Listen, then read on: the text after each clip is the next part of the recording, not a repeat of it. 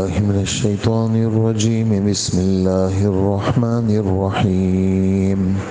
أولم يروا أن الله يبسط الرزق لمن يشاء ويقدر إن في ذلك لآيات لقوم يؤمنون.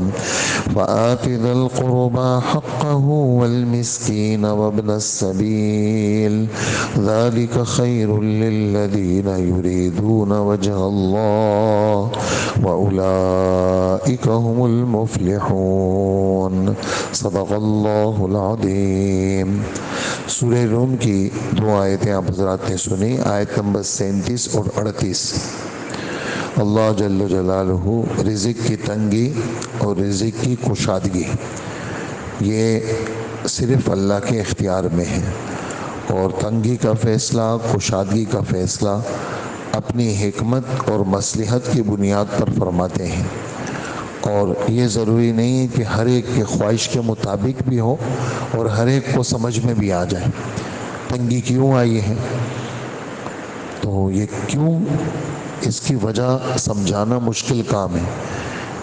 جس قسم کا جو بھی حالات ہے، یہ میں کیوں بیمار ہوا، یہ اللہ کے حکم سے بیمار ہوا. یہ حالات کیوں بگڑ گئے، جی اللہ کا حکم ہے. اللہ کا میں تو چیزوں کی نسبت اللہ کے حکم کی طرف کروں گا.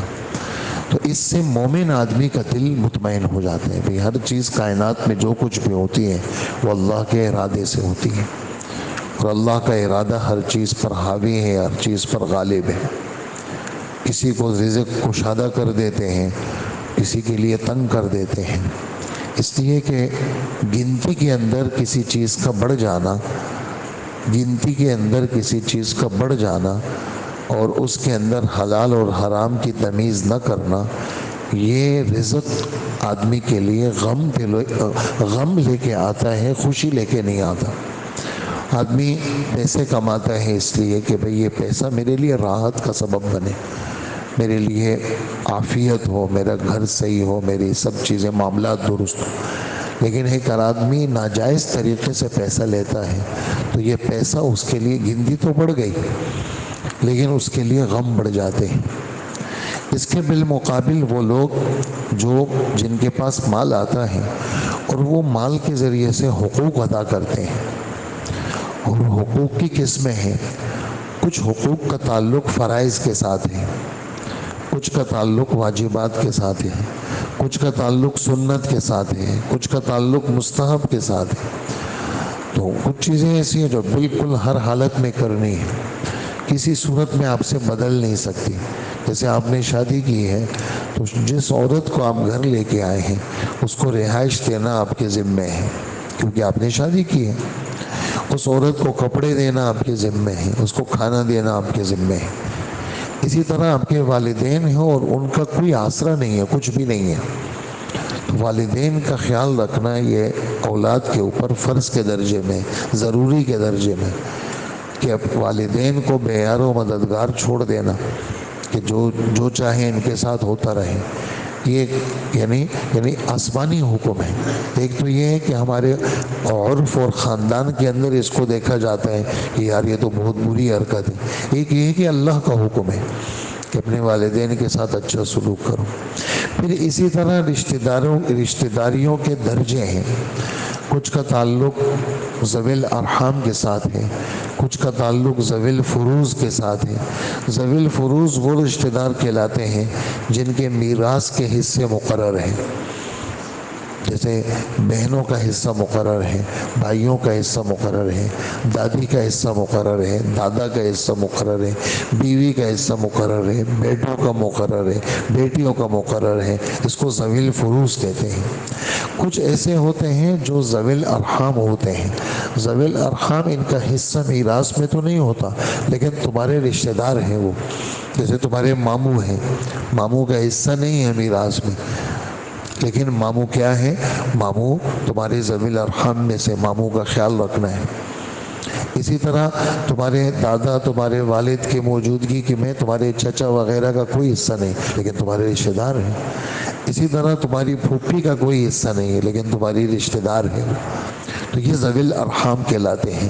تو ایسے لوگوں کا خیال رکھنا. عمومی طور پر آدمی کا مزاج عجیب ہے. آدمی اجنبیوں کا خیال رکھتا ہے اور اجنبیوں کے فضائل اس کے سامنے بڑے زبردست ہوتے ہیں. میں نے یہ کیا، یہ کیا، یہ کیا. اپنوں کا خیال نہیں رکھتا. جبکہ اپنوں کا خیال رکھنے میں رسول اللہ صلی اللہ علیہ وسلم فرماتے ہیں صدقۃ و صلۃ، صدقے کا ثواب بھی ہے اور صلہ رحمی کا ثواب بھی ہے. اور آج تک نہیں دیکھا گیا کہ جنہوں نے اپنے مال میں سے ایسے حقوق ادا کیے ہوں اللہ نے ان کو بالکل کنگال کر دیا ہو، مفلس کر دیا ہو. ایسا نہیں ہے. جو مال صحیح طریقے سے لیتا ہے پھر اس کو صحیح طریقے پہ خرچ کرتا ہے، اللہ جل جلالہ کی طرف سے اس کو برکتیں ملتی ہیں. وہ کبھی بھی یعنی اس کی روزی کوئی ختم نہیں کر سکتا. اور جو ذرہ ذرہ کا حساب کرتا رہے، یہ 5 روپے کیوں لگے بھائی، یہ 20 روپے کیوں لگے اتنے زیادہ، تھوڑی تھوڑی چیزوں کا حساب کرتا ہے. حالانکہ ایسی معمولی چیزیں تو آدمی دے دینا چاہیے. مثال دے رہا ہوں آپ کو ایک، جیسے 140 روپے ہم نے طے کیے جناب رکشے والے کو دینے، ایک مثال دیں. اب 150 روپے کے 10 روپے واپس کرو، ابھی چھوڑ دو 10 روپے. تمہیں تو چاہیے کہ 200 روپے ہی پورے دے دو، کہ 60 روپے پہ تیری بلڈنگ بنے گی نہیں کوئی. لیکن اس طرح یہ پائی پائی کا حساب یہ آدمی کو نہیں کرنا چاہیے. ایسے ہی ہوٹلوں میں لوگ کھانا کھاتے ہیں. اب کوئی کسی نے میری گاڑی پہ کپڑا صاف کیا میری گاڑی کو، اب کہتے 10 روپے دیں گے جی، 50 روپے دیں گے. تمہاری جیب میں اللہ نے دیے ہیں تمہیں 100 روپے دے دو، اس کو 200 دے دو، 500 کا نوٹ دے دو. اس طرح کے لوگوں کو جو جن کی تنخواہیں مختصر ہوتی ہیں ایسے لوگوں پہ خرچ کیا کرو. یہ 10 20 50 روپے کی تو کوئی حیثیت ہی نہیں. 50 100 روپے تو بچے بھی نہیں لیتے، اس پہ تو ٹافی بھی نہیں آتی.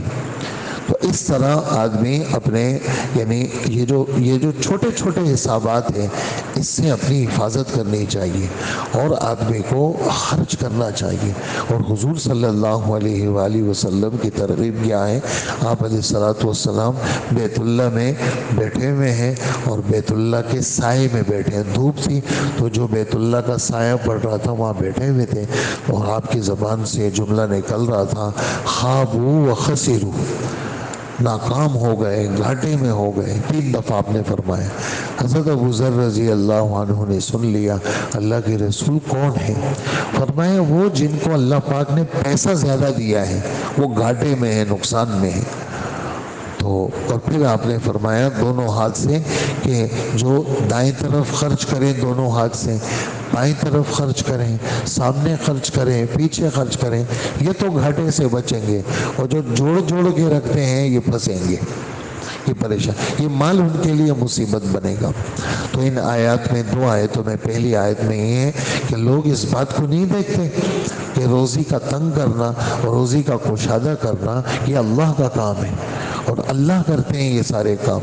اس لیے اچھا پھر اس قسم کی چیزوں کو آدمی اپنے اس کو دیکھے کہ کوئی گناہ تو نہیں ہو رہا مجھ سے، گھر کے اندر بے نمازی تو نہیں ہے، گھر کے اندر کوئی ایسی چیز تو نہیں ہے جس کی وجہ سے تنگی آ گئی ہے.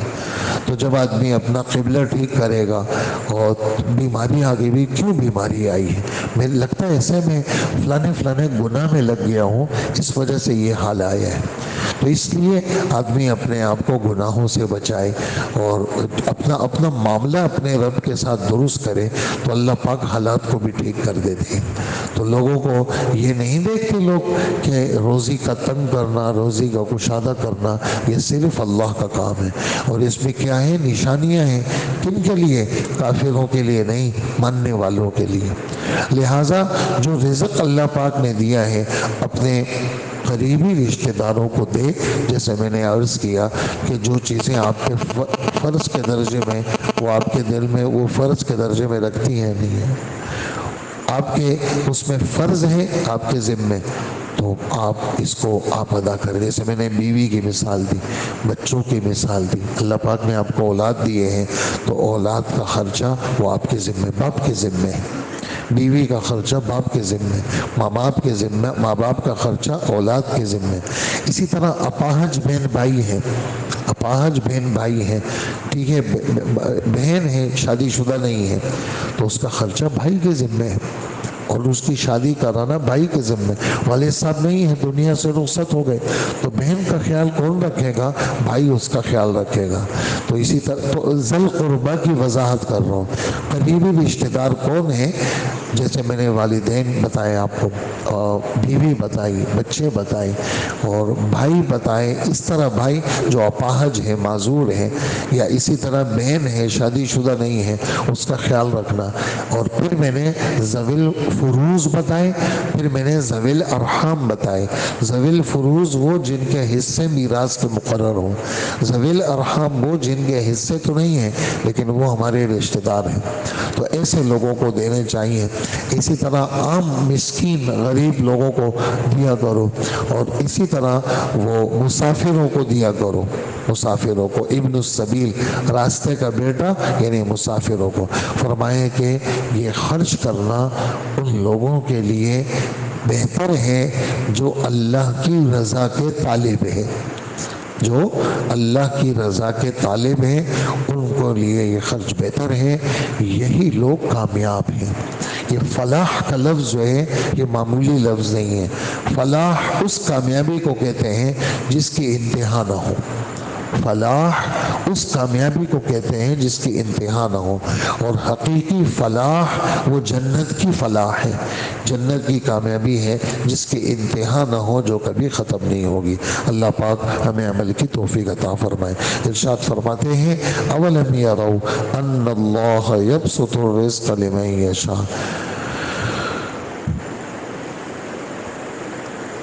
کیا انہوں نے یہ نہیں دیکھا کہ اللہ جس کے لیے چاہتا ہے رزق کو کشادہ کر دیتا ہے، جس کے لیے چاہتا ہے تنگ کر دیتا ہے؟ اس میں یقیناً ان لوگوں کے لیے بڑی نشانی ہے جو ایمان لاتے ہیں، لہٰذا تم رشتہ دار کو اس کا حق دو اور مسکین اور مسافر کو بھی۔ جو لوگ اللہ کی خوشنودی کے طالب ہیں ان کے لیے بہتر ہے، اور یہی لوگ فلاح پانے والے ہیں اور کامیابی حاصل کرنے والے ہیں۔ اللہ پاک عمل کی توفیق عطا فرمائے۔